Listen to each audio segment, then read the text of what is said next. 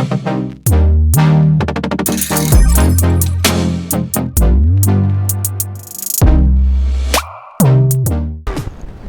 to another episode of Unscripted Icons. Today we have two icons with us who are iconic in the name of fashion and in India and abroad. We have the lovely Prasad Bidappa and Kevin Oliver with us today. Hearty welcome to you to Unscripted Icons. Say hello to Karnataka. Hi Karnataka. Hello everyone. Thank you Smitha for inviting us on. Thank you so much, Prasad. Tell me about your association, Prasad. How long you've been associated with Oliver and how did this happen, this wonderful collaboration? Kevin is technically an old Bangalorean who moved to Canada and then moved to Dubai to work. But we have worked together for close to 40 years. Wow. We've done musicals together, fashion shows together. What else have we done together? Yeah, my first play actually was produced by Prasad, and our rehearsals were in his office, actually number 1A MG Road. This goes back many years. So this collaboration came upon. I looked at what was happening and I told Prasad, let's expand it and grow this. I'm a teacher basically at heart. I teach music and theatre, and I thought, why not teach models to do the right thing basically. And it's grown and grown and grown, and now with Phoenix Market City, it's just fantastic. We had 1,000 over models that came in for the casting, and we brought it down to almost 60. And out of the 60, it will become 40 by the end of the event. True. Because we tend to sort of drop the ones who are not shaping up properly and we tell them come back next year. So you see, the thing is that I think that Bangalore being a wonderful city, very cosmopolitan, we have very smart youngsters over here, like you. Thank you. You know, who always started off with me as a model. Yes, I'm sure absolutely. none of our viewers know that, but No. Smitha was a supermodel of ours a few years ago. And then, of course, she became a personality, a film star, and she became an anchor. So, you know, life takes many turns, but sometimes I feel it begins with modeling, right, That's Kevin? so true. And the lessons we learn while we walk on the ramp, I mean, it's for a lifetime. Yeah. And that teaching, you know, that takes us to where we have to be. No, it teaches you stage attitude, where to look Absolutely. at the cameras. Absolutely. Every detail is polished and taken True, care of. true. And I find that many of them, even if they don't continue being models, these lessons stay with them for Absolutely. life. So even as corporate people, they look smart, they maintain themselves well, they groom themselves well. I think this is really life lessons, you know, Yeah. that are sort of very useful. Absolutely. I have a very intriguing question. This is not fashion. This is about how you present yourself. It's so unique and it's so like you stand out. Like it's outstanding to see you have added so much to fashion, but yet it's so unique. So Actually, I feel I'm unique because I wear Indian clothes. okay. Because I'm very fond of handloom and khadi, khadi. and I like to showcase these products because I feel that khadi and handloom of India are very unique in the world. It's something that nobody else in the world has, especially in the quantity that we have. Look at all the beautiful saris, look at the Banaras that you're wearing. Who else has this? You know, no other country can claim such a wide range of beautiful, luxurious fabrics. Kevin also has taken our fabrics, used them in foreign shows, introduced designers to Wow. these fabrics. So we feel that India is really the last word in luxury. And now with what is happening in India, it's getting better and better. Our economy is booming. True. And I think that we are ready to export the very best of Indian textiles Absolutely. to every designer abroad, saying this is what makes India unique. Now you can make yourself unique if you use these fabrics too. So true. I listened to your TED talk. There's so much about khadi, there's so much about India, there's so much about Indianness, I can say. I mean, rightly said, nowhere in the world you would get such fabric, such color, such vibrancy. So coming to the modeling industry today, what difference do you see when it was, when I started it was early 90s, now it's to 2023. What difference do you see in the entire industry? I think that the one thing Kevin and I do is pride ourselves on a lot is the fact that we stay very contemporary, and we're always researching and looking at new ways of showing things, new stage designs, new lighting design, new presentations, new concepts. And I think that's why we've lasted so long, Smitha, Absolutely. because it's a freshness that happens. So fashion by its very definition is constantly changing. So if someone came to me and said, we'd like a 70s show, we will have to research and go back to the 70s, go back to the 80s, the 90s. You know, it evolves so quickly and it changes so fast. Even in India, I mean, like if you look at a fashion show that happened 3 years ago and you look at what's happening today, it's a completely different story. Absolutely. So for me, that is the freshness I agree of with you. everything. So And what do there's- you feel, Kev? There's a big difference even in structure of body. So what was in the 70s and the 80s, girls who were 5'5" were modeling and ruling the roost. Now our cutoff is 5'9" for a girl, and for a boy, it's, for me, I only choose boys who are 6'1" and 6'2". In India, you can pass off a 6-foot boy. So now that structure of body is also changed. It's more mannequin-like, True. which is not really fair, but what to do, that's the world of But I fashion. must say that Indian kids are getting taller, Taller and getting more taller. shapely. Absolutely. You know, it's really new nutrition, better care, you know, it's just fantastic what's and I happening. think the confidence itself for young girls from Davangere, you said, I mean, Yes. 20 years Boys back, and who wouldn't girls. even Yeah. dream of Mysore, places. Davangere, Hubli, Dharwad, everywhere they're coming from. And I think that Karnataka really has some of the most beautiful Beautiful. women in the That's country. true. And from every district, I mean, look at, we can lay claim to Aishwarya Rai from Mangalore, Yes. starting from there and moving on to so many beautiful Yes. girls who came out of here.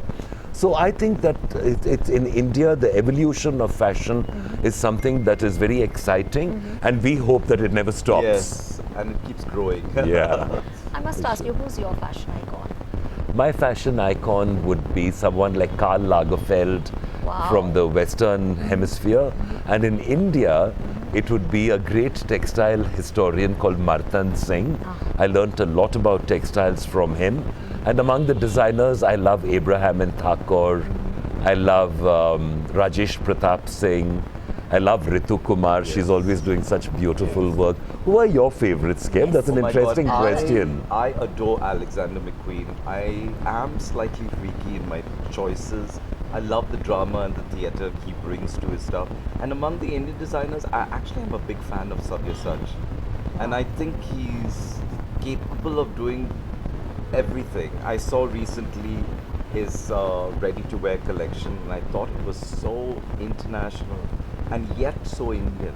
And that's what I love, the blend of using fabrics, textiles, color, jewelry, and yet making it something that a person in Paris would wear. And True. That is the challenge for Indian designers, to take Indian textiles, Indian techniques, and to create a global product. Yes. And they're doing it very well. Sabyasachi is truly one of our great talents. I love the bridal work of people like Tarun Tehliani, Rohit Bal, Suneet Varma. They're all doing such wonderful work. And right here in Bangalore also, we've got some great designers happening. And you know, it's a wonderful scene. It's very vibrant and lovely. So. Kevin, I would like to ask you one question. Would you go with the trend, or would you have your own fashion statement? Well, so far I've been going with the trend. Okay. But right now I'm kind of evolving into another state of mind. I'm trying to produce stuff that I believe in. So right now I've got a product called It's All in a Day, and we choose designers that inspire us. I come from a background of theatre and music, so I love to incorporate all the elements and bring it into. I love theatre, I love theatrical lighting, I love the staging, the drama. I love these tall girls carrying off haute couture clothes Yeah. to fashion with music. So I love that blend of everything. I don't let the designer get away with music and lighting. I try and curate the whole show. So that's where I'm going basically. And I love it. It's evolving and evolving. But I think the fashion scene has its own True. life. Yes, Each one yes. has its own way of telling a story. Absolutely. In fact, Smitha, Karnataka offers so much to fashion also. True. If you look at some of the weaves that happen in Karnataka, one of the most famous is what we have called Mulkal Muru. And Mulkal Muru is a 3-shuttle weave sari, which is exquisite. It's just beautiful. And unfortunately, it is dying out slowly. There are not enough weavers left weaving that particular sari, and I feel a bit bad about that. So I'm requesting the government to do something about it and bring it back into focus again. Like that, we have Ilkal coming from Ilkal district. We have the Dharwad cottons that are just stunning. They're so beautiful. And of course, most of the silk that goes into making all the saris of whether it's Benares or whether it is Kota Doria or whether it is anything, you know, the great ikats of India, they're all made with silk grown in Karnataka. True. So far. Now other people also have started growing silk. So I really hope the government, the sericulture department does something to step up the production of silk and bring it back to its former glory. Because Karnataka cannot give up its silk, you know, because it's something that was very, very intrinsic and very beautiful and very particular to this region. Absolutely. So, globally, where do you think India is in terms of fashion? I think India right now is really beginning to show, you know, in the West. This year we had Rahul Mishra, we had Gaurav Gupta, we had so many designers show in the West and got very good reviews. Sabyasachi's been selling through H&M and in the West for a long time. And all the designers, Abraham and Thakur, sell very strongly in the West. Rohit Bal, Suneet Verma, their customers come in from the West, you know. So India is very well placed, but I think that we still have a long way to go when it comes to taking part in the global lexicon of fashion. That tomorrow, if you want to sell our clothes in Paris and London and New York and Rome, we have to step it up. It's not enough having just 4 or 5 designers. We've got to have 40 or 50 designers doing it. Absolutely. Then we can say we are making an impact. Otherwise, it becomes too small a footprint. Absolutely. Do you think the fashion schools of India are giving the right kind of training to our young, budding fashion designers? Well, I think NIFT, the National Institute of Fashion Technology, and then NID, the National Institute of Design, where I went to, do a fantastic job in training young students to doing very, very good work and exposing them to beautiful textiles and beautiful techniques, bringing good designers to speak to them. So not all the design schools are good, but some of them are pretty good, and some of them could be better. Let me leave it at that. So. Okay. So when both of you look at a model, what are the qualities that you see? Oh yes, she can be a supermodel. I mean, you get that instinct. So what are those qualities when you look at it? Want to go? You take it. So for me, I can literally smell out a model. For me, as soon as I see a girl who's never ever thought of modeling, you see her on the road or in a supermarket or anywhere, you have to approach her and say you need to get onto the ramp. Wow. It's a certain X factor that they exude even without training. You can just see it in the long lines of the body, the way the neck is held, the head is held. It's a natural ability, and I think like any other talent, it's like not everyone can be an athlete, not everyone can be a painter or a musician. I think even a model is born basically, and it's the genes that no matter how much we train them, there are very few that really become supermodels and go on to make a career out of it. So I would look for that little X factor for me. Also, I think it's a kind of a gift of looking into the future to see what they can become. True. So sometimes I can see a girl or a boy who's maybe not in condition, you know, they're not have the exact measurements that we require, but you know that they can get there. Yeah. So that is part of the guidance and grooming that we do, to tone yourself up, to exercise, be fit, be healthy, to groom yourself from your hands and feet to your hair and skin. Everything's got to be perfect, because if you're calling someone a model, that person is a model for the rest of the world. Absolutely. Then you have to be perfect. So we say that without makeup you have to look perfect. So your skin has to be naturally beautiful. Yes. Your hair has to be naturally shiny, you know.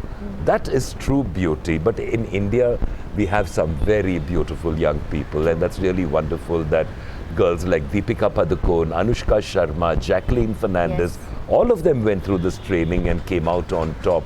So, you know, all you young girls and boys out there, you can dream big, and you can achieve this. You can do it. So get yourself together and get your act together and look like a model and come and see us, and we'll make you into a supermodel.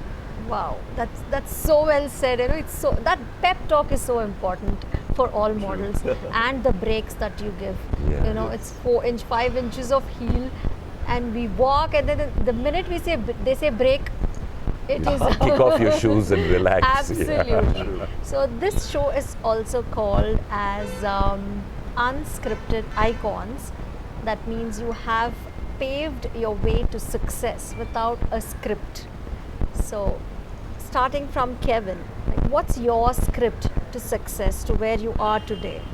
Actually, there wasn't a script for me. I think for me, growing up, you know, with Indian parents in Bangalore, it was always you have to be a doctor or a scientist or an engineer. Where was the scope for doing fashion and music and theatre? They never ever thought I never thought I would get into it, and it was just by luck.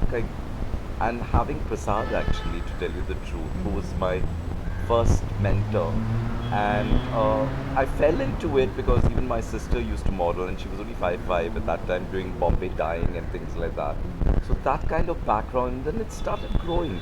You learn completely by errors True. what to do and what not to do, and it's taken me 30 odd years to get to where I am. And also, I always feel I don't know everything. I'm still studying. I still travel. I try to see every fashion week. I try to see the big designers' work, so that we keep up with the times, basically, and try to Stay current. And even the models' walks, the way they look, changes over the years. Yes. So you always have to look for that current walk, Absolutely. that energy that they bring onto the ramp. And I would advise everyone, don't say you know everything, you have to learn. Never stop So learning. Never stop learning. Actually, that is death when you stop learning. Absolutely. So you might as well die if you stop learning. You know, so I think it's very It's like important. that attitude of I know everything. Yeah. I'll answer your question also. Mine was scripted to a certain extent, in the sense that I always knew I wanted to have a life in fashion. I knew it from the very beginning. I wanted to be in textiles, I wanted to be in fashion, I wanted to be in glamour. I wanted it, and I went after it. And luckily I had parents who were very encouraging. My mom was very stylish. She read a lot of magazines that came in from abroad or from around India. So, you know, you learn on the go. And I kind of sort of knew, because by the time I was in college, I was already choreographing shows for Jyoti Nivas College and Mount Carmel College, and meeting all the girls over there. And then I went away to Ahmedabad to NID and continued doing it there, because that's how I earned my pocket money. I mean, I came from an Air Force family. My parents weren't throwing money at me. We had to earn our own money. And I think that was a great motivator for both of us, you know, that we had to earn. I mean, I earned 300 rupees for my first show. Wow. But that was a lot of money in those days. We those could days. live for 10 days on 300 rupees, you know. But it was sort of something that I always knew I wanted to do, and I don't want to leave it either. I think you'll have to take me out in a coffin, or kicking and screaming and drag me away from fashion, because I love this life. I think it's just so wonderful. What's this about? You love this life. What's so special about being on the ramp? Not about being on the ramp. A life in fashion and glamour is a life that's constantly changing. No 2 days are alike. And it's no not two all- shows are alike, you know. It's not all glamour. Yeah. I know. And for both of us, I think we really pride ourselves that every show is different. Yes. True. Every show looks different. I mean, I see a lot of other work, and I see the same show being repeated over Looks and the over same. and over Absolutely. again. It looks the same. The Yeah, it looks choreography the same. You know, we're trying to do something different. We try and bring a different viewpoint to it. And we've got wonderful clients and wonderful people, a great team who help us so much with it. We wouldn't be able to do it without them. And in India, I think, you know, people appreciate hard work. They appreciate dedication. Absolutely. And when they see that, I mean, I've got clients today who've backed Yes. us for decades, many years, really. yeah. You know, they stay with us over the years. And for me, that's very important too. I think the confidence that you have and you had when you were young that you wanted this life and you made it. Yeah. I mean, without a script, I can say that Unscripted, yeah, unscripted, true. yes. I True. think it's been such a pleasure talking to Kevin and Prasad. This was my dream. I was like, blank when I entered the hall because it's all the memories are back and it's so special. How does it feel? Oh God, it's nostalgic first of all. So come back on Saturday, we'll make you Yeah. come up on ramp and give away a Wow. prize and Wow. things. Can't wait. That'll be epic. I would definitely want to thank you from the bottom of my heart, Kevin and Prasad. Thank you, Smitha. It's a Happy- pleasure meeting you again Talking- and interacting talking with you. Thank And you all so the very much. best to you. Thank you, Kevin. Thank you Thank so you. much for Thank having me on this.